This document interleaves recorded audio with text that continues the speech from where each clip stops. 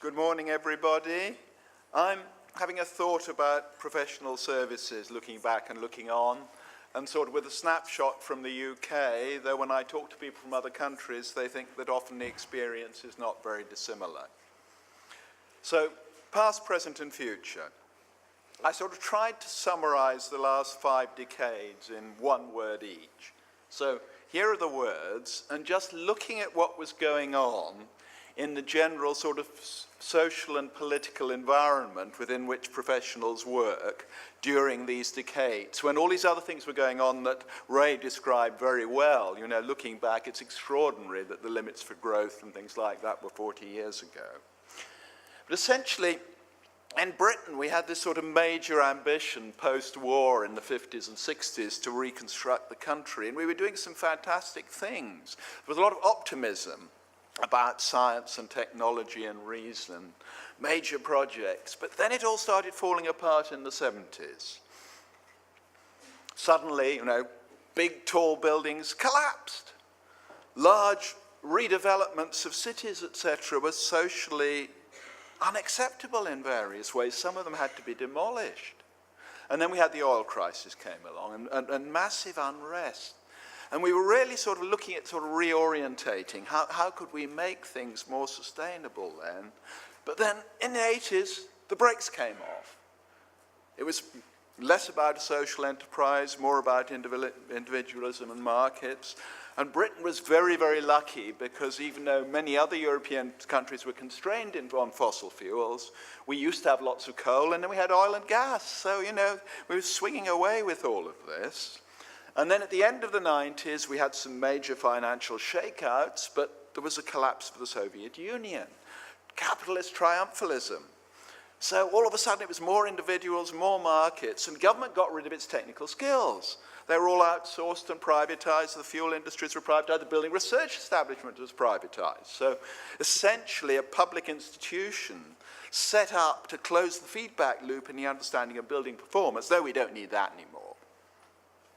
And then for the last 10 years, it's been terribly paradoxical. You know, we've had Rio and Kyoto and all this sustainability stuff has really been coming up. The sustainability assessment systems have been coming up, but the markets have been doing a very different thing. Big ambitions, iconic buildings with hardly any foundation in building science or sustainability. And these constraints really coming on. You know, peak oil, peak gas has hit Britain very hard in the last decade. We stopped being a net fuel exporter in 2005. So things are very, very different. Now, what about professionals in this environment? 50 years ago, there was a lot of trust. Disappeared in the 1970s, but so did continuity of work, so did the difficulty. It would get much more difficult to hold integrated multi-skilled practices together. And then in the 1980s, was already thrown away. You know, professions were seen as just another business. They should be competing. So all of a sudden, people couldn't pull together necessarily under the architect a good design and building team because the client shopped around from here and here and here and slung people together. And then particularly in the last 20 years, much more privatization and outsourcing, a government policy focusing really on construction, you know, building buildings better, but not tuning into building performance.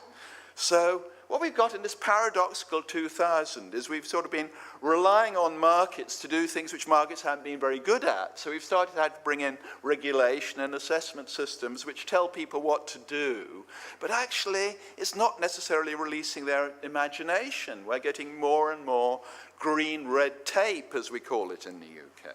So where are we with all of this? This actually dates back to the predecessor of the Sustainable Buildings Conference, the Green Building Challenge Conference in 1998. And in Britain, we wanted to look at buildings, only those which had track record of performance. We went to see one. And we saw several, but this was one. So the designers predicted an annual carbon footprint from its gas and electricity use of something like 50 kilograms per square meter per year under the BREEAM estimate, the design estimate. The actuality was about 2.5, 3 times that. Now the problem is nothing much has changed. So it's 35 years since the oil crisis. We know we need to make things more sustainable. We can't even make the things energy efficient. I mean, it is quite extraordinary, the lack of connection often between intentions and outcomes.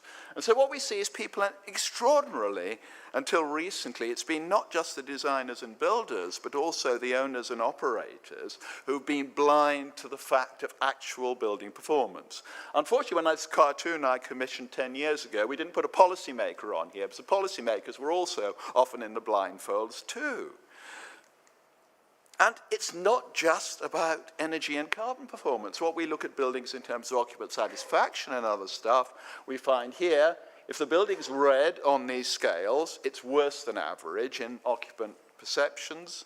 If it's amber, it's no different. And if it's green, and this building, which won an award 2 years ago at school, is only green on image to visitors. Fantastic, wow factor, marvelous building, but not working. And yet we got lots like this. What we find all the time is one of the problems is we're making buildings too complicated. And often now we're making them complicated in the name of sustainability. But what we find is often for sustainability, we want to keep things simple, do them better. Design intent not communicated well. This came up in some of the earlier talks, you know. Essentially, people in buildings don't understand how they're supposed to work because it's not made very clear explicitly or implicitly. Sorry, the click didn't work. Ah, yes. And then we've got the most ridiculous systems for procuring and changing buildings, which assume that you're doing something, that you know what you're doing and you can do it routinely. It's all supposed to be right first time. But how can it be right first time when you're supposed to be innovating? Innovations have good and bad consequences. We need to learn about them. We need to close the feedback loop. And then we've got outsourced facilities management. And, you know, facilities management claim to be the experts in running buildings.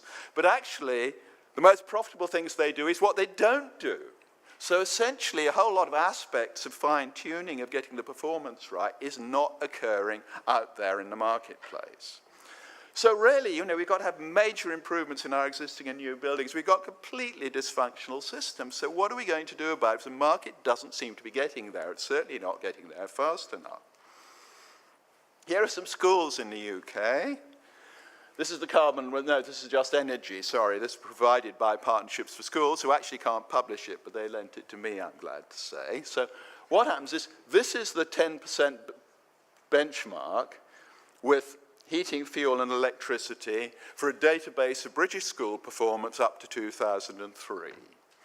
This is the requirement for a privately built and financed school. And here are some schools that have come up the production line, or more of that. So you see, every school except for one that's been recently completed has a bigger footprint than the requirement, let alone where somewhere 10 years ago in terms of measured performance. Now, there are lots of reasons like that. Schools are getting more like offices in the UK. But the other interesting thing is you see this green bit down below. That's the renewable contribution. And essentially, some of these schools have big amounts of renewable energy, photovoltaics, biomass, etc., but they're not energy efficient. And what we're finding is we've got a policy to encourage renewable energy, but instead of being put on top of an energy efficient building, it's been on top of a rubbish building. You know, again, too much stuff, not enough performance. We've got to do it differently. So here's Frank Duffy, the past president of the RIBA, who actually in an article in Building Research and Information, which you can read.